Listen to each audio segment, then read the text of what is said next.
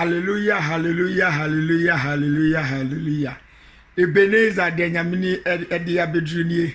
Eda twedi ampo nyankopon ase ene eye 31st of January 2019. Bosumi edi nkan ewa afe 2019 mu. Ene ne yede ne kwa awieye. Utie me ena no peya. Bo modern so be konkotodwan mu ada nyankopon ase. Bebre na ne ya shaft na se. Na so mon kate asfo ho. Ansa na me de ene enkomo no ebeba no. Ma menya correction bi. Eno am ye video bi na me quote quotation bi wo. Ewo Job 14:42. Me patcho Job chapter 42 verse 12. Edru baby a ma me papa when we are speaking. Yes, it's the right word that I spoke there, but the verse wasn't correct. Job chapter 42 verse 12. It's not Job 14:42. Job chapter 42 the verse number 12. Trade up on Yankupon show. And that the baby be a wuti me want this video we saka over share. Adia ba kwa ekoso Christos ma me papa. Di a Christopher Brenya comparison of our lifestyle with the old believers, the past believers, their wrong ways. I had my papa your copy. Obisi Solomon ware dodo etimi suma ware dodo we twantro etimi twantro mama papa a very big mistake and awoye no tineche ne yepa. Okay, the book of what called John. 3rd John chapter 11. 3rd John chapter 11. 3rd John chapter 11. Was say shepapa nesua enya bone. Shepapa nesua enya bone. Wan kase ye hwe bone nsua. Was say yen shepapa ne dey yensua. Me pa cho edikanfo ni bi wo ha. Nyankopon form so ye as instrument, as experiment for minumienu ye na ene ebedi eche no eba beto ye. Ma ene ma me kasamfa ohere ba ko a watwam ayefre no ma me papa what call Solomon yo obi a nyankopon man permission man ye bibia enoma bebre na noma Solomon ye nyina no na nyankopon ede ye afutusem ama ye na ene ebedi eche ba beto ye. Okay, can the book of what call 1 Corinthians chapter 10. 1 Corinthians chapter 10 the verse 11. 1 Corinthians chapter 10 the verse 11. 1 Corinthians chapter 10 the verse 11. Was it atresem bi ho Bible nsem bi ho eye afutusem ema ye ne a ene ebedi a kire ba beto ye ma memfa ohiri Solomon na ye kasa mfa no. Okay, kind the book of 1 Kings chapter 3 the verse 15 5 to 15. 1 Kings chapter 3 the verse 5 to 15. Nyankopon eyi no wode kire Solomon ya branche bi a Nyankopon ebredu se odi Israel for sen na no ya abofra eti Solomon ko ba afori ehwehwe so obenya nyansa bi obepa nyame omoa no atimi abedi oman Israel so Solomon ba afori ni wie no nanajo Solomon dai na Nyankopon eyi no ho adi che ne da yesumu ena awrade busa Solomon se Solomon meba edia na wo pese me yema wo mimi twedi apo Nyankopon wa afori ya na wo boy asomani eti dia na wo pese me yema wo Solomon na awrade expect se kebia ke Solomon we nipa de obebu se sika obebu se tumi obebu se wiase wudie Solomon musa sa no ma we bia na de Solomon busa no ma miensa me pa cho tene mi no agidi ni Solomon wo busa no ma miensa me pa cho 1 Kings chapter 3 5 to 13. 1 Kings chapter 3 5 to 13. Solomon busa no ma miensa obusa nyansa papa ni boni hurumu ene entiasia koma nyansa papa ni boni hurumu ene entiasia koma. Eti Solomon busa saduwe God was surprised. God knew say bia Solomon busa sika to me out the bedi na tamfo so.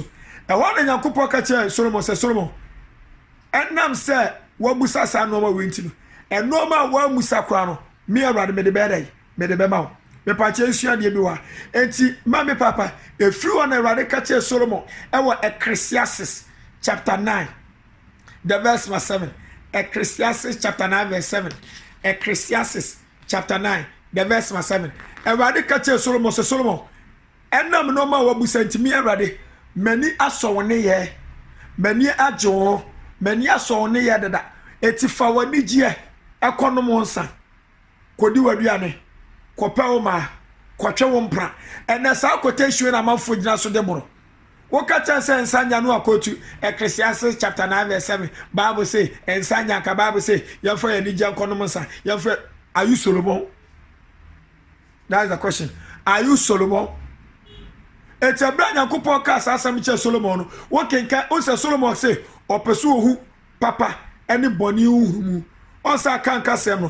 Your sister upon Chenny one tone so shema, Konim say so guahodo. So for Solomon to know the difference between good and bad, he need to test it. God gave him that permission. It took in Ecclesiastes, the same Ecclesiastes, chapter 2, verse 3.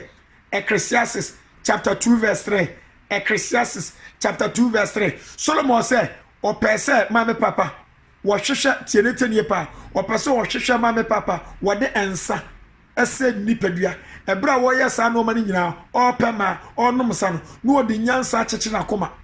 Se be obenya afutu sembi, akyere o ama enchirima, ye na ene de eche ba beto ye. Ecclesiastes chapter 2 verse 3. Ecclesiastes chapter 2 verse 3. Et to Solomon koye mame papa an instrument for God to use to advise the word. Okay, the same Ecclesiastes, chapter 1 verse 17. Ecclesiastes chapter 1 the verse 17. Ecclesiastes chapter 1 the verse 17. Solomon so opese obehwehwe adambom enkwasiasem ejimisem eni nyansem etu oba investigate hu se weye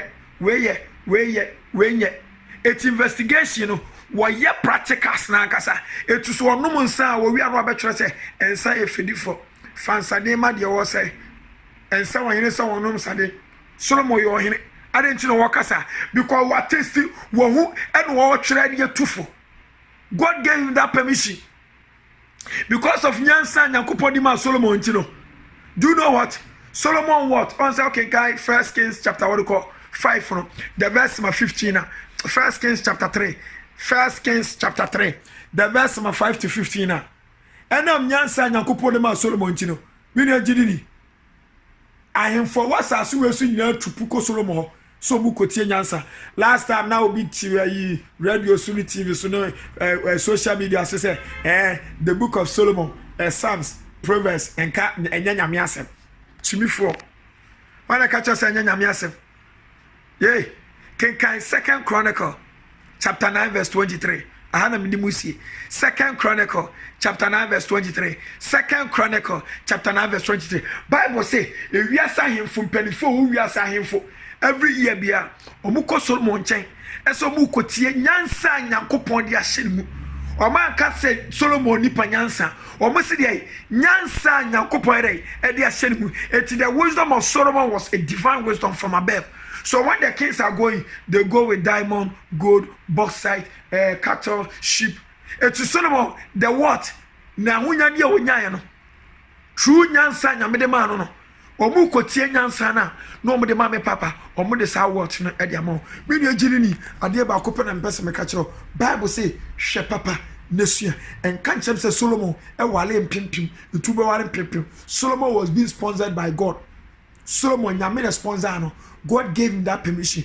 You are not Solomon, I'm not Solomon. Yenye penso adia nyame se yenye ewo Ecclesiastes chapter 12 verse 13. Ecclesiastes chapter 12 verse 13 was say asem ni nyina wi ene se ye wote ye de adikanfo ne kan de Moses mo kan de Solomon mo kan suro Awurade Onyankopon na di ni mransem so na we ni nipa nyina ahyede Awurade hira wunya video ya share no obi so share through that we will save souls. Shalom, peace, bye bye. Yo, true time ebusia. Yankopon hira mo. If I just saw you new to this channel, if I chow, click subscribe button also. Na here's our don man yi mienu bi epie ewa na pempem a MP a click so.